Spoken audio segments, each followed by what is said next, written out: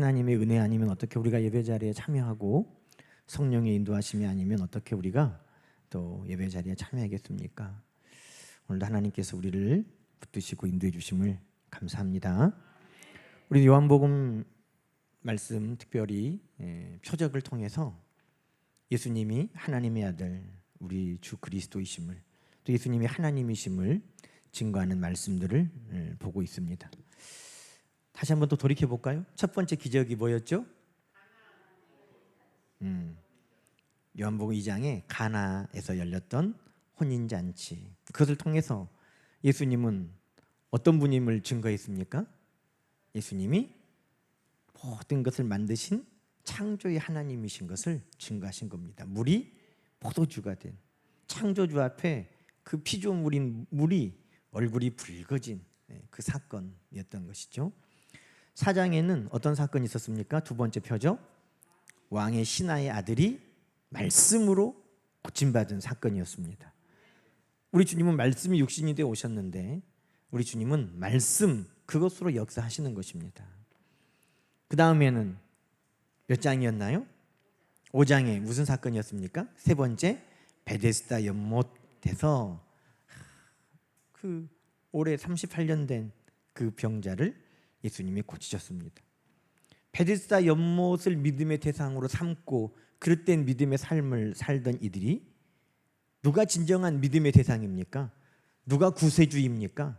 물이 변하는 것이 그의 인생을 해결하는 것이 아니라 하나님이 보내신 메시아 그리스도 예수께서 그의 문제를 해결하고 그를 고치시고 그의 구주가 되시는 것입니다.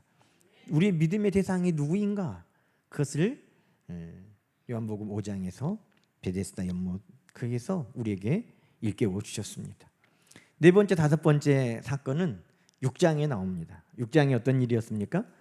먼저는 오병이요. 그 후에는 예수님께서 바다 위를 걸으시는 기적, 그것이 표적이었습니다.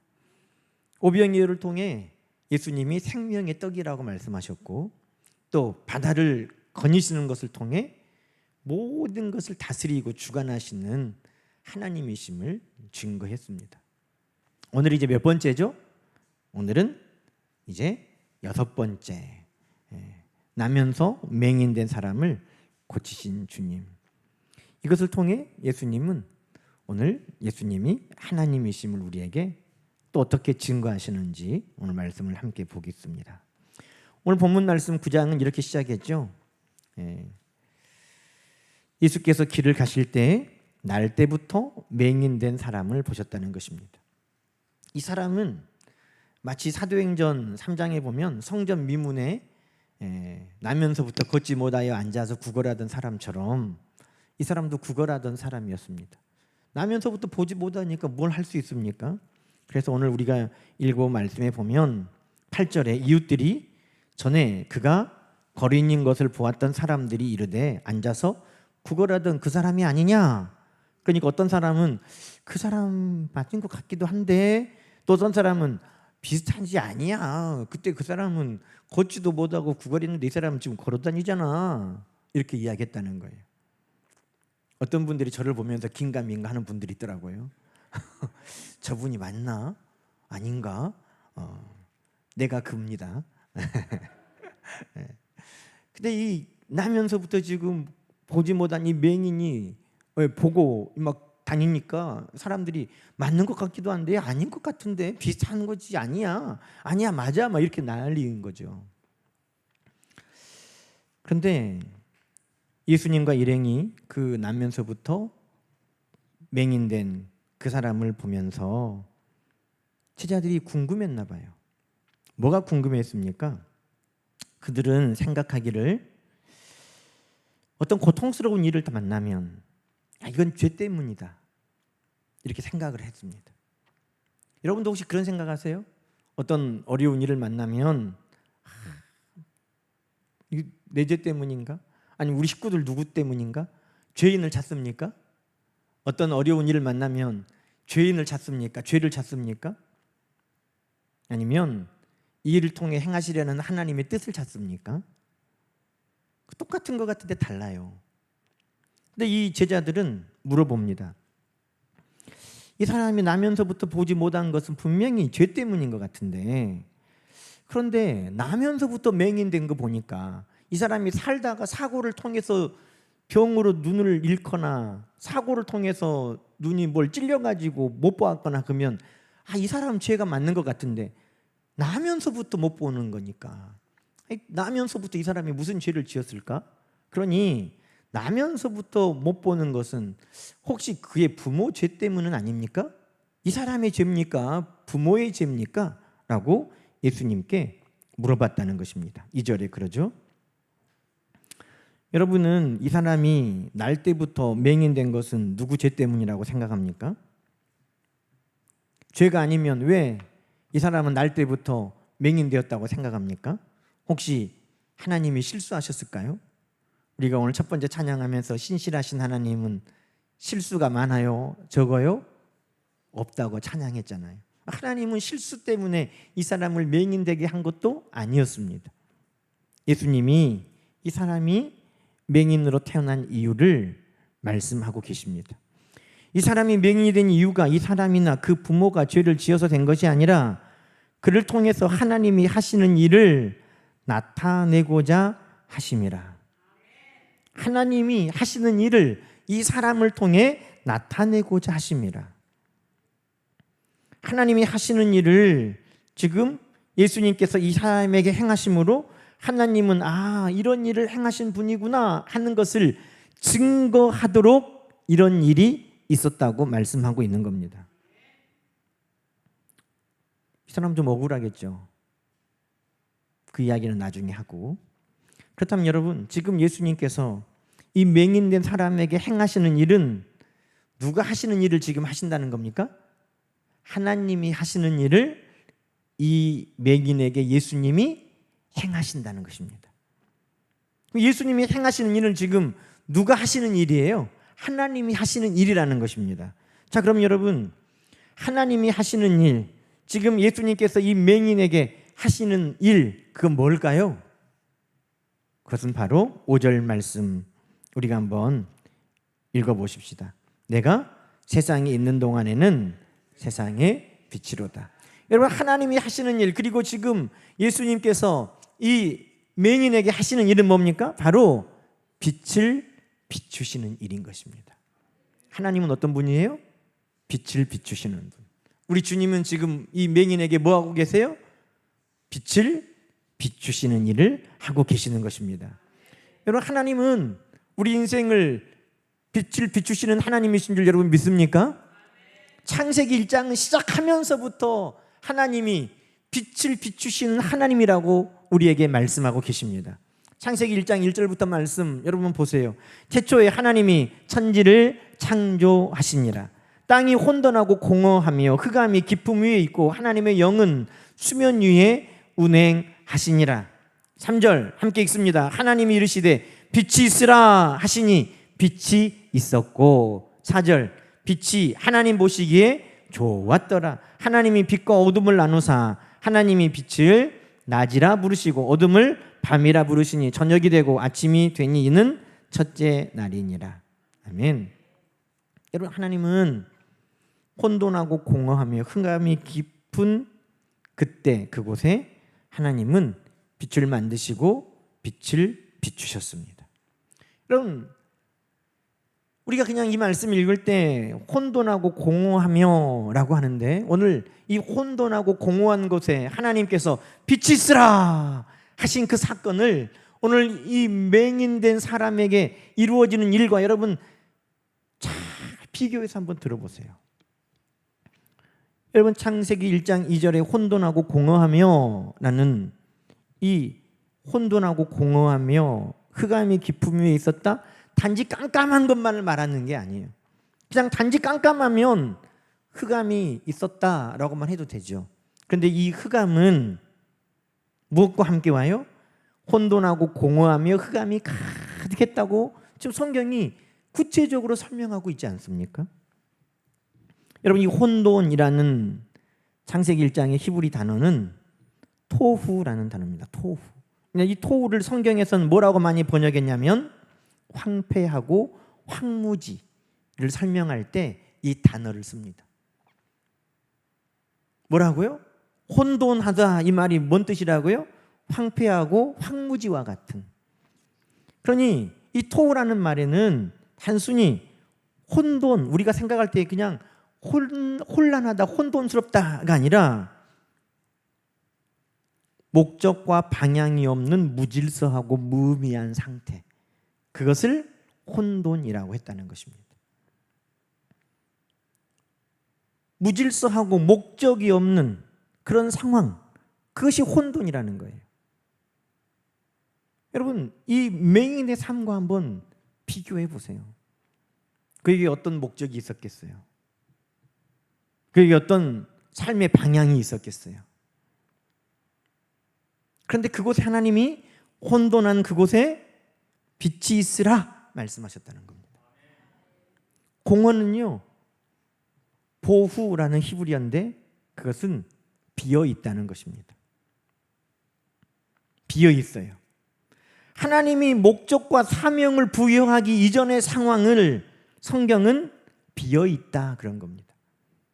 하나님이 창조와 함께 뭐가 있기는 있어요. 시작은 돼 있어요. 그런데 하나님이 빛을 비추시며 하나님이 무엇인가 의미를 부여하고 사명을 부여하기 전에 모든 것은 다 비어 있는 공허한 것이었다는 겁니다. 살긴 살아요. 아침에 일어나서 밥도 먹고 살긴 살아요. 그런데 아무것도 아닌 비어있는 허무한 그런 상황이라는 것입니다. 그런데 하나님께서 이런 혼돈하고 공허한 그곳에 하나님이 빛이 있으라 하심을 통해 빛이 생기고, 여러분, 빛이 생겼다는 것 단순히 환해졌다는 것만 말하는 거 아니에요. 하나님께서 목적도 방향도 의미도 다 갖게 하셨다는 것입니다. 그 모든 것들이 하나님의 말씀에 따라 모여서 땅을 이루기도 하고, 그 모든 것들이 하나님의 말씀대로 따로 모여서 바다가 되기도 하고, 이 모든 것들이 하나님께서 창조하시며 빛이 있으라 하심과 함께 다 의미도 없고 방향도 없고 목적도 없고 다 허무하던 그것이 목적도 방향도 의미도 다 부여받는 놀라운 창조의 역사가 이 빛이 있으라 하신 말씀과 함께 시작되었다는 것입니다. 여러분, 이 나면서부터 맹인되었던 사람, 단순히 보지 못했다는 것만을 말하는 게 아니에요. 빛을 보지 못하면서 이 사람에게 어떤 의미가 있고 어떤 목적이 있고 어떤 사명이 있고 어떤 충만한 기쁨이 있고 만족이 있었겠어요. 그런데 예수님께서 이 인생에 지금 오셔서 마치 하나님께서 빛이 있으라 말씀하신 것과 같이 그의 눈을 뜨게 하심으로 말미암아 이 사람에게 뭐가 생겼어요? 삶의 의미가 생기고 목적이 생기고 방향이 생기고 충만한 기쁨이 그에게 생기게 되었다는 것입니다. 여러분, 오늘도 하나님은 그 혼돈하고 공허한 가운데 빛이 있으라 하신 것처럼 우리 예수님이 나면서부터 맹인되어 보지 못하는 그 인생에 오셔서 그의 눈을 밝게 보게 해주셨던 것처럼 오늘도 하나님이 하시고 우리 주님이 행하시는 일, 바로 빛을 비추시는 일을 오늘 저와 여러분에게도 하나님은, 주님은 행하고 계시는 줄로 믿습니다. 여러분, 7절 말씀 보세요. 우리 예수님께서 그 나면서부터 맹인된 자에게 어떻게 행하십니까? 실로암 못에 가서 씻으라 하시니 이에 가서 씻고 밝은 눈으로 왔더라. 할렐루야. 여러분, 누구 죄입니까? 그것 따지고 살던 그 안목이 우리 예수님을 만나니 하나님이 행하시는 일을 보게 되는 하나님의 일하심의 통로라는 것을 깨닫게 되었다는 것입니다. 맹인이었을 때는 결코 보지 못했지만 우리 예수님께서 그의 눈을 뜨고 그가 밝은 눈으로 왔을 때 그의 인생의 삶의 의미도 방향도 목적도 하나님의 충만케 하시는 은혜도 그 안에 다 새롭게 된 것을 성경은 우리에게 말씀하고 있는 것입니다. 여러분, 우리 예수님은 이처럼 하나님이 행하시는 일을 지금 그 사람을 통해 보여주고 계시는 것입니다.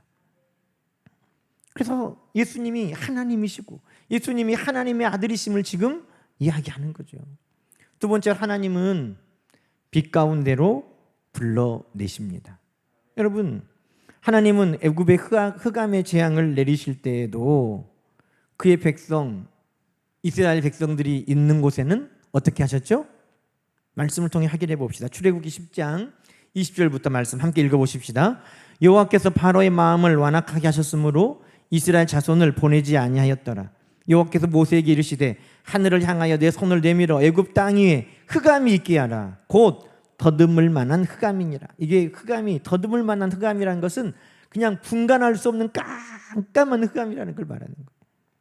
22절, 모세가 하늘을 향하여 손을 내밀매 캄캄한 흑암이 3일 동안 애굽 온 땅에 있어서 그동안은 사람들이 서로 볼 수 없으며 자기 처소에서 일어날 수도 없었다는 거예요.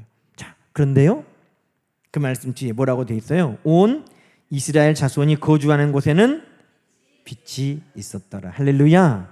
하나님은 그의 백성들을 빛 가운데 불러내시는 것입니다.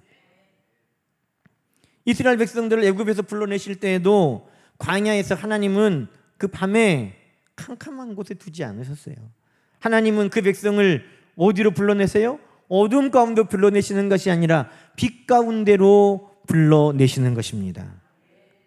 그래서 그의 백성이 가는 곳에는 하나님이 늘 말씀으로 내 발의 등이요 내 길에 빛이 되셔서 그의 길을 비춰주시는 것입니다. 하나님은 늘 우리의 삶을 어떻게 하세요? 빛을 비추시고 빛 가운데로 우리를 불러내신다는 것입니다. 여러분, 예수님께서도 나면서부터 맹인된 이 사람을 빛 가운데로 어떻게 해요? 불러내셨다는 것입니다. 여러분, 베드로전서 2장은 우리에게 이렇게 말씀하고 있습니다. 그러나 너희는 택하신 족속이요 왕같은 제사장들이요 거룩한 나라요 그의 소유된 백성이니. 자, 그 뒤에 말씀 여러분 기억나세요? 이는 너희를 어두운 데에서 그의 비한 불러내요. 어디서 불러내요? 어두운 데서 불러내요. 어디에 들어가게 하세요? 그의 귀한 빛에 들어가게 하시니에. 그 뒤에는 뭐가 있어요? 아름다운 덕을 선포하게 하려 하십니다. 여러분, 하나님은 우리를 어디에서 불러내요? 어두운 데서 불러내고, 우리 주님은 어디에서 불러내요? 어두운 데서 불러내서 어디로 들어가게 하세요? 빛 가운데로 들어가게 하신다는 것입니다. 여러분, 하나님은 지금도, 주님은 지금도 여러분을 부르고 계셔요. 불러내고 계신다는 것입니다. 문제는 이 지금 나면서부터 맹인된 이 사람이 예수님께서 빛 가운데로 불러내시는 그 부르심에 이 사람은 듣고 응답했습니까? 안 했습니까? 응답했다는 거예요. 예수님이 빛 가운데로 지금 그를 어둠에서 빛 가운데로 불러내실 때 이 사람은 순종했습니까? 안 했습니까? 순종했다는 거예요. 여러분, 5절 말씀 봅시다. 내가 세상에 있는 동안에는 세상의 빛이라, 내가 빛이라 그러셨어요. 그러면서 이 말씀을 하시고 땅에 침을 뱉어 진흙을 이겨 그의 눈에 바르시고 이르시되 실로암 못에 가서 씻으라. 이게 지금 뭐 하신 거예요? 그를 어두운 데서 빛 가운데로 불러내신 부르심이었다는 것입니다. 너 내가 진흙을 지금 발랐는데 또 실로암 못에 가서 씻어라. 이것을 주님의 어둠에서 빛 가운데로 부르심이라고 그는 믿고 순종하고 갔다는 것입니다. 여러분, 안 보이는 눈, 이렇게 안 보이는데, 자, 다 눈 감아보세요. 자, 눈 감았어요? 거기에다가 손을 덮어보세요. 더 환해주신 분 손 들어보세요. 더 깜깜해주신 분, 자, 손 띄고 눈 감은 채로 천장을 보세요. 더 환하죠? 자, 다시 손을 덮어보세요. 깜깜해지죠? 여러분, 이 맹인이 그만해 이제 언제까지 하려고 봐봐요. 아니, 이 맹인이 지금 그렇잖아도 깜깜해. 그런데요, 여러분, 진흙을 발라가지고 눈에 덮어버렸어. 제가 왜 그랬을까? 이렇게 생각해 보니까 내가 해봤어요. 오메 더 깜깜하네. 더 깜깜해. 예수님은 빛이라 그러셨는데 지금 진흙을 발라가지고 눈에다가 해버렸더니 눈이 지금 어떻게 됐어요? 점점 더 보이는 것 같아요? 안 보이는 것 같아요? 더 안 보여. 지금 깜깜해. 그래도 조금이라도 여기 무엇이 좀 이렇게 있었는데 오면 깜깜하네. 근데 그것이 예수님이 그를 빛 가운데로 부르심이었다는 것입니다. 또 실로암 못에 가서 씻어라. 여러분, 우리는 주님께서 우리 삶 가운데 어찌 보면 더 어둡게 하시는 것 같은 상황을 만날 때 그것이 주님의 부르심이라는 것을 거절할 수 있어요. 오메 빛이라면서 더 어둡게 하면서 뭔 빛이라고 그러신다 해? 그럴 수 있어요. 더 어두워졌는데? 더 좋아지는 게 아니라 더 깜깜해졌는데? 더 일이 나아지는 게 아니라 더 문제가 복잡해졌는데? 그런데 그게 뭐라는 거예요? 주님이 어둠 가운데서 빛으로 부르시는 부르심의 과정이더라는 것입니다. 아니 무엇이라도 조금 더 나아지게 하면서 너 가봐라 그러면 갈 건데 더 어둡게 만드시면서 너 가봐라 그러니 이것을 많은 사람들은 거절하고 외면하더라는 것이죠. 그런데 이 어두운 데서 빛 가운데 부르시는 이 부르심에 이 나면서부터 맹인된 이 사람은 부르심에 순종하고 갔다는 것입니다. 여러분, 지금도 하나님은 우리를 어둠 가운데서 빛 가운데로 나오도록 부르세요. 애굽에 있던 이스라엘 백성들이 정말 고난과 혼란이 극심해질 때 그들이 하나님의 부르짖게 하셨고, 모세를 통해 하나님께서는 그들을 어둠 가운데 빛으로 애굽에서 젖과 꿀이 흐르는 가나안 땅으로 하나님은 그들을 불러내신 것입니다. 어두운 데서 빛 가운데로 불러내시기 전에는 김영삼 대통령이 한 것처럼, 말씀한 것처럼 닭이 굴기 전에 그 새벽이 가장 어두울 수 있어요. 하나님이 우리를 불러내시는 그 순간이 가장 어두울 수 있어요. 이전보다 더 깜깜한 순간일 수 있어요. 그러나 그 순간 우리 주님이 그를 어둠에서 빛으로 불러내시는 순간이었고 그에게는 결단의 시간이었다는 것입니다. 여러분, 우리도 순종해야 되지 않겠어요? 어둠에서 빛으로 우리 주님이 부르실 때 우리도 다 순종하고 믿음으로 주님이 나를 지금 빛 가운데로 부르신다는 것을 인정하고 나가야 되는 것입니다. 여러분, 마태복음 4장 16절 말씀 보면 흑암에 앉은 백성이 큰 빛을 보았고 사망의 땅과 그늘에 앉은 자들에게 빛이 비쳤도다. 여러분, 이 마태복음 4장 16절의 말씀은 우리 예수님이 공생애를 지금 시작하시는 그 순간 말씀하시는 거예요. 우리 예수님이 지금 공생애를 시작하심이 마치 흑암에 앉은 백성에게 빛을 비추시고 그늘에 사망의 그늘 앉아있는 자들에게 빛이 비추게 하심과 같다는 것입니다. 그런데 여러분, 예수님께서 공생애를 시작하시면서 이 흑암에 앉은 백성에게 빛을 비추시는 그 일을 말씀하시고 그 뒤에 어떤 일들을 행하셨는가, 그걸 한번 봐야 되죠. 그러면 지금 예수님이 우리를 빛 가운데로 부르실 때 어떻게 우리에게도 부르시는지를 알 수 있어요. 예수님이 공생애 시작하면서 예수님이 지금 하시는 일은 빛 가운데로 불러내시는 일이다 그러면서 쭉 예수님이 행하시는 일들을 마태복음 4장에 설명하면서 기록했다는 이 말이에요. 그러면 그 일들은 지금 우리에게도 예수님이 빛 가운데로 부르실 때 하시는 일인 것입니다. 자, 그럼 마태복음 4장 말씀 볼까요? 4장 18절부터 말씀. 자, 어떤 일을 행하셨습니까? 이 행하신 일들이 어둠에 있는 자들, 흑암에 있는 자들을 빛 가운데 부르시는 주님의 일하심입니다. 자, 18절부터 읽어봅시다. 시작. 갈릴리 해변에 다니시다가 두 형제 곧 베드로라는 시몬과 그 형제 안드레가 바다에 그물 던지는 것을 보시고 그들 어부라 말씀하시되 나를 따라오라 내가 너희를 사람을 낚는 어부가 되게 하리라 하시니 그들이 곧 그물을 버려두고 예수를 따르니라. 거기서 더 가시다가 또 다른 두 형제 곧 세베대 아들 야고보와 그의 형제 요한이 그의 아버지 세베대와 함께 배에서 그물 깁는 것을 보시고 부르시니 그들이 곧 배와 아버지를 버려두고 예수를 따르니라. 할렐루야. 예수님이 흑암에 있는 자들을 빛 가운데로 부르시는 그 부르심은 뭐였어요? 제자들을 나를 따라오너라 라고 부르심이었다는 것입니다. 너 나를 따라오너라, 그 부르심은 어둠에 있는 자들을 빛 가운데로 부르시는 부르심임을 여러분 기억하시기 바랍니다. 오늘 세상에 있던 우리를 하나님의 백성 삼도록 우리를 교회로 부르시고 하나님의 자녀로 부르심은 다른 게 아니에요. 어둠에 있던, 흑암에 있던, 사망의 그늘에 있던 그들을 빛 가운데로 부르시는 일이었음을 여러분 믿으시기 바랍니다. 어떤 분이 교회 갑시다 그러면 그 입을 통해 하나님은 그의 인생을 어둠에서 빛 가운데로 부르시는 것입니다. 하나님 앞에 나아갑시다. 주님 앞에 나아갑시다. 예수 그리스도를 믿읍시다 하는 그 모든 것이 흑암 중에 있는 그 인생에게 빛을 비추시기 위해 부르심이라는 것입니다. 여러분은 그 부르심에 다 화답하고 이곳에 나와 있는 줄로 믿습니다. 하나님이 그렇게 우리를 빛 가운데로 부르셨다는 것입니다. 그 다음 말씀 읽어볼까요? 23절 말씀입니다.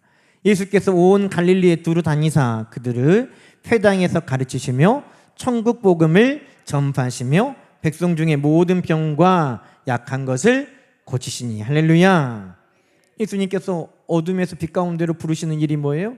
제자로 부르시는 것뿐만 아니라 말씀 앞에 그를 부르셨다는 것입니다. 말씀 앞에 그를 부르시는 거예요. 여러분, 우리가 하나님께서 너 나를 따라라 라고 부르시는 부르심에 우리가 다 순종했어요. 근데 또 다른 부르심도 있어요. 그건 뭐예요? 말씀 앞에 우리를 부르시는 거예요. 말씀 앞에. 여러분, 그 부르심도 우리가 흑암 중에 그늘에 있는 우리가 하나님이 우리를 인도하시는 그 빛 대신 말씀 앞에 우리를 불러내시는 것입니다. 여러분, 지금 어디로 가야 할지, 어떻게 해야 할지, 또 하나님의 뜻은 어디에 있는지 알지 못하는 여러 가지 상황이 있다면 그것은 어둠 가운데 있어요. 그러나 하나님이 말씀 가운데 우리를 부르실 때 그 말씀은 내 발의 등이요 길의 빛이 되고, 그 말씀을 통해 하나님의 뜻을 우리는 분간하게 되고, 그 말씀을 통해 우리는 주의 음성을 듣게 되고, 말씀을 통해 우리는 빛 가운데로 나가게 되는 것입니다. 그러니 지금도 하나님은 우리를, 주님은 우리를 부르시는데 어디에 부르세요? 말씀 앞으로 우리를 부르시는 것입니다. 여러분, 오늘 수요 전도팀 성경 공부 오전에 하는데 제 3층 목회실에 앉을 데가 없이 오셨어요. 그분들은 왜 왔을까요? 하나님이 말씀 앞에 부르심에 순종하고 온 거예요. 나 만나러 왔겠어요 설마? 네? 하나님의 말씀 앞에 부르심에 온 거예요. 믿으시면 아멘. 우리를 하나님의 자녀로, 백성으로 부르시는 것뿐만 아니라 매일 매 순간마다 하나님은 우리를 말씀 앞으로 빛 가운데로 부르시는 것입니다. 또 백성 중에 모든 병과 약한 것을 고치셨어요. 여러분, 지금도 우리 하나님은, 우리 주님은 너희 중에 병든 자가 있느냐? 그는 장로를 청하여 기도를 할 것이고, 온 교회가 함께 기도하면 하나님 어떻게 하신다고요? 고쳐주신 줄로 믿습니다. 여러분, 지금도 하나님은 우리를 부르세요. 어디에? 기적의 현장에. 그 자리는 기도의 자리인 줄로 믿습니다. 기도의 자리에 우리를 부르셔요. 내가 고통당하고, 내가 아파하고, 내가 정말 어려워하고 절망하고 낙심하고 슬퍼하는 그 상황 가운데 하나님은 우리를 부르시는데, 얼마든지 지금도 모든 병과 약한 것을 고치시는 기적의 역사가 있도록 우리 하나님 앞에 기도하는 곳에 우리를 부르시는 것입니다. 예수님이 빛이시고 예수님이 빛 가운데로 부르시는데 그 소경에게 빛을 주시고 그 소경을 부르셨구나.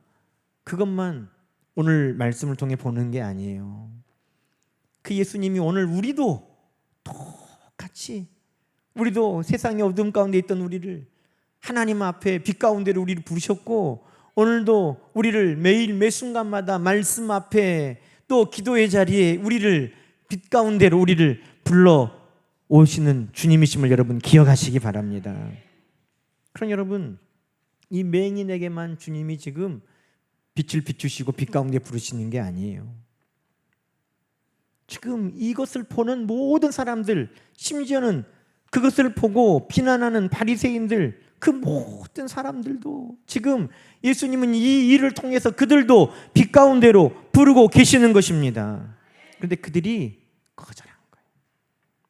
여러분, 소경의 눈을 누가 뜨게 합니까? 성경은 출애굽기 4장에 보면 누가 사람의 입을 지었느냐, 누가 말 못하는 자나 못 듣는 자나 눈 밝은 자나 맹인이 되게 하였느냐? 나 여호와니라. 다 하나님이 하시는 일이에요. 찢었다가 고치시고 싸매시는 분도 하나님이세요. 시편 146편에는 맹인의 눈을 여시는 분이 하나님이시라고 분명히 말씀했습니다. 하나님이 보내시는 메시아가 오시면 소경이 눈을 뜰 것이라고 성경에 여러 차례 하나님이 말씀하셨습니다. 그러니 이것은 나면서부터 맹인된 그 사람만 부르시는 것이 아니라 하나님께서 그것을 보고 듣는 모든 사람들을 하나님이 빛 가운데로 말씀 앞으로 기적의 자리에 동일하게 부르시는 것임을 여러분 우리는 믿습니다. 그런데 이 바리새인들은 그것을 본 많은 사람들은 그것을 거절했다는 것입니다. 하나님이 부르시는 그 부르심에 너희도 빛 가운데 너희도 나아오라, 내가 너희 가운데 빛을 비추게 하리라 하시는 그 하나님의 부르심을 그들도 다 거절했다는 것입니다. 그럼 여러분, 오늘도 우리는 어떻게 해야 됩니까? 하나님이 빛 가운데로 우리를 부르실 때, 하나님 우리 인생 가운데 빛을 비추시기 원하실 때 우리는 빛 가운데로, 빛이 비추시는 그곳에 우리는 기쁨으로 나가야 할 줄로 믿습니다. 저는 이 말씀 보면서 아까 처음에 설교 시작하면서 말했던 것처럼, 맞아, 하나님이 이 일을 통해서 예수님이 하나님이신 것을 드러내신 것은 분명해. 우리를 늘 빛을 비추시고 빛 가운데로 부르시는 하나님이신 것은 분명해. 그런데 이 나면서부터 맹인된 사람은 억울해. 에? 이 사람이 몇 살이에요? 이 사람 몇 살이에요? 몇 년 동안이나 지금 못 봤어요?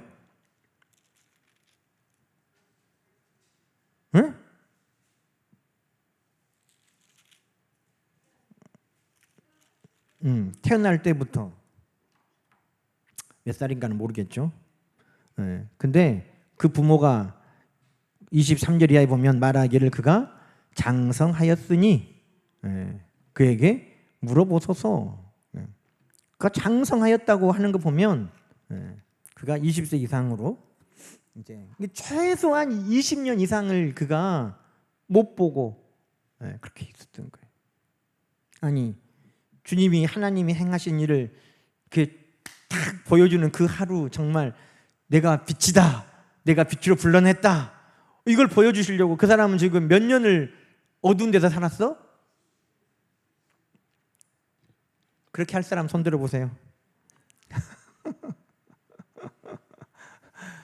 억울해 이렇게 할 수 있을 것 같아. 그래서 주님, 이 사람 20년을 넘게 참. 네, 주님 앞에 저는 이 문제가 어찌 보면 그 앞에 설교는 이 말씀을 딱 보면서, 그래, 하나님이 행하신 일, 우리에게 빛을 비추시고 우리를 빛 가운데 불러놓으신 일에 대해서는 명확하게 다 깨달아졌어요. 그런데 아니, 이 사람 20년 넘게 하나님이 행하신 일을 보여주려고 20년 넘게 어둠 가운데 있었다고? 그게 제 마음에 무거운 짐인 거예요. 이 20년을 너 그럴래? 나한테 물어보시는 것 같은데 싫어요. 저 싫어요. 근데 제가 이 말씀을 오랫동안 묵상하면서 하나님께서 저에게 하시는 말씀, 저에게 감동을 주시는 말씀은 이것이었습니다.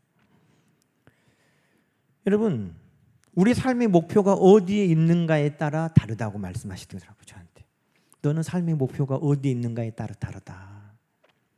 노세 젊어서 노세, 그러면 20년이 너무너무 아까운 거야.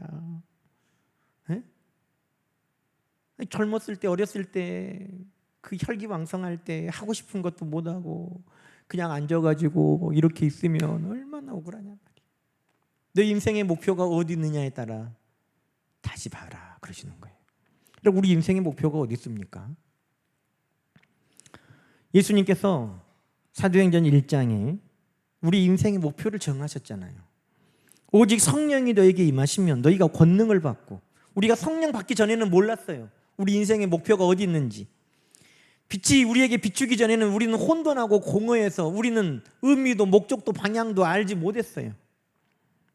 그런데 빛이 비추면서 삶의 의미도 생기고 목적도 생기고 방향도 알게 되고 사명도 갖게 되고, 성령이 우리에게 임하면서 우리 인생의 의미가 깨달아진 거예요. 오직 성령이 너에게 임하시면 너희가 권능을 얻고 예루살렘과 온 유대와 사마리아와 땅끝까지 이르러 내 증인이 되리라. 여러분, 우리 인생의 목표가 어디 있어요? 주의 증인되는 삶인 것입니다. 주의 증인되는 삶이에요. 그것이 빛 가운데 혼돈과 공허를 끝내고 삶의 방향과 목적과 의미를 발견하게 하신 하나님의 뜻인 것입니다. 여러분, 예수님이 누구신가를 증거하고 자랑할 수 있다면 그 인생에 하나님이, 주님이 원하시는 뜻을 다 이룬 거예요. 여러분, 이 나면서부터 맹인되었던 사람은 우리 인간적인 눈으로 보면 불쌍해요. 그 젊음을 다 그 맹인의 삶으로 살았어요. 그런데 인생의 목표가 우리 예수 그리스도를 증거하고 자랑하고 우리 예수 그리스도가 하나님의 아들이심을 나타내는 것이 우리 인생의 목표라고 한다면 이 사람은 그 목표를 누구보다도 확실하고 분명하게 이룬 사람인 줄로 믿습니다. 이 인생은 성공한 거예요. 이 인생은 하나님 앞에 빛나고 자랑스러운 인생인 거예요. 여러분, 오늘 우리가 9장을 다 읽지 못했습니다. 시간 때문에.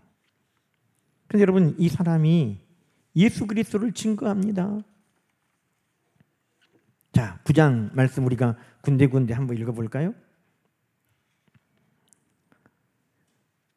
자, 16절의 말씀에 보니까 뭐라고 그래요? 바리새인 중에 어떤 사람이 이 사람은 안식일도 지키지 않는데 어떻게 하나님부터 온 자냐? 어떤 사람은 죄인이다. 어떤 사람은 죄인은 아닌 것 같다. 이렇게 했다는 거예요. 자, 근데 맹인이었던 자가 17절에는 뭐라고 말합니까? 그가 어떤 사람이냐? 그러니 선지자십니다. 그랬다는 거예요. 응? 그분은 선지자십니다. 아니, 어떻게 이 사람이 선지자냐? 그랬더니 그가 뭐라고 말해요? 31절에 하나님이 죄인의 말을 듣지 아니하시고 경건하여 그의 뜻대로 행하는 자의 말을 들으시는 줄을 우리가 아나이다. 창세 이후로 맹인의 눈을 뜨게 하였다 함을 나는 듣지 못하였으니 이 사람이 하나님께로부터 오지 아니하였으면 아무 일도 할 수 없으리이다. 누가 지금 이것을 증거하고 변호하고 있어요? 제자들이 아니에요. 이 맹인이. 그러니까 이 듣는 바리새인들이 뭐라고 그럽니까?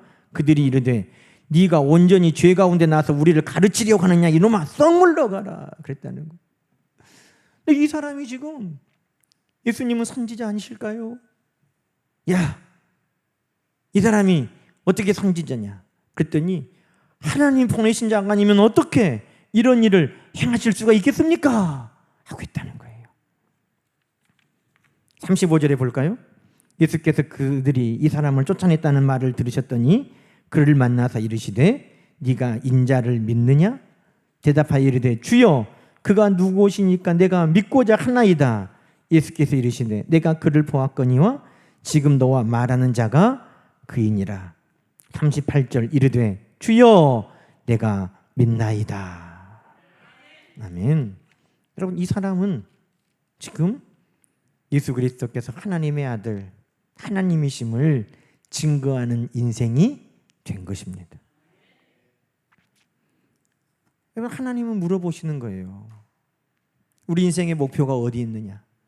예수 그리스도가 하나님의 아들 메시아이심을 증거하고 우리 예수 그리스도께서 우리에게 빛을 주시고 빛 가운데로 부르시는 주님이심을 증거하는 것이 우리의 목표일진데 이 사람은 그의 목표를 다 이룬 자라는 것입니다. 사도행전 3장에 나면서부터 걷지 못하여 그 성전에 앉아있던 사람, 그 사람은 몇 살이었을까요? 4장에 보면 40여 세라고 나와요. 40여 년을 못 걸었어요. 그런데 이 사람이 예수의 이름으로 걷고 뛰며 성전을 향하여 뛰어들어가며 하나님을 찬미하며, 할렐루야, 이를 본 많은 사람들이 솔로몬 행각에 모여 베드로의 설교를 듣고 예수 그리스도를 믿는 놀라운 역사에 증인된 삶을 산 것입니다. 억울할까요? 고린도전서 1장에는 하나님이 부르시는 많은 사람들이 나옵니다. 능한 자가 많지 않고 문벌 좋은 자가 많지 않고 세상에 미련한 자들을 택하고 약한 자들을 택하고 천한 자들을 택하고 멸시받는 자들을 택하고 아무것도 세상에 자랑할 것 없는 자들을 하나님이 택하신다는 거예요. 그들을 부르셨다는 것입니다. 그러면 그 부르실 때까지 얼마나 억울해요? 그런데 그들을 통해 하나님의 하시는 일을 주 안에서 자랑하게 하신다는 것입니다. 억울해요? 자, 이 말씀을 쭉 묵상하면서 하나님, 이 사람 얼마나 억울할까요? 그런 저에게 하나님께서 그는 주님을 자랑하는 자다, 그렇게 말씀하셨어요. 여러분, 우리도 억울할 수 있어요. 어떻게 나에게 하나님은 이렇게 하시지? 왜 이렇게 하실까? 20여 년이나 40여 년이나 왜 하나님 이렇게 하셨을까? 그런데 그 일을 통해 하나님이 예수 그리스도를 증거하고 자랑하는 인생으로 부르셨다는 것입니다. 주님이 행하시는 일을 자랑하는 자가 되도록, 주님을 증거하는 자가 되도록 우리 하나님은 부르셨다는 것입니다. 여러분, 오늘 이 말씀 제게 많은 위로가 되고 소망이 됐습니다. 우리 하나님은 빛 가운데로 공허한 인생, 혼돈된 인생을 빛으로 비추시는 것처럼 우리 주님은 그 나면서부터 맹인된 그의 인생에 삶의 의미와 목표와 방향을 주시는 분이셨고, 예수님은 제자로 부르시고 말씀 앞에 부르시고 기도의 자리에 부르시는 것처럼 오늘도 우리를 그렇게 부르시고, 때로는 우리가 깊은 어둠에 있지만 우리가 순종하고 믿고 나아갈 때 하나님을, 주님을 자랑하는 인생으로 반드시 우리도 세우시는 주님이신 줄로 믿습니다. 여러분, 오늘 이 말씀이 여러분 안에도 빛을 행하시고 빛을 비추시는 우리 하나님의 역사가 이루어지는 놀라운 출발이 되시기를 주님의 이름으로 간절히 축원합니다. 기도하겠습니다. 하나님 아버지, 감사합니다. 우리 하나님, 혼돈하고 공허하며 흑암 중에 빛이 있으라 하신 것처럼 우리 주님께서도 나면서부터 맹인되어 푸근하던 그 인생 가운데 소망과 의미와 삶의 목표와 방향을 빛으로 허락하여 주심을 감사합니다.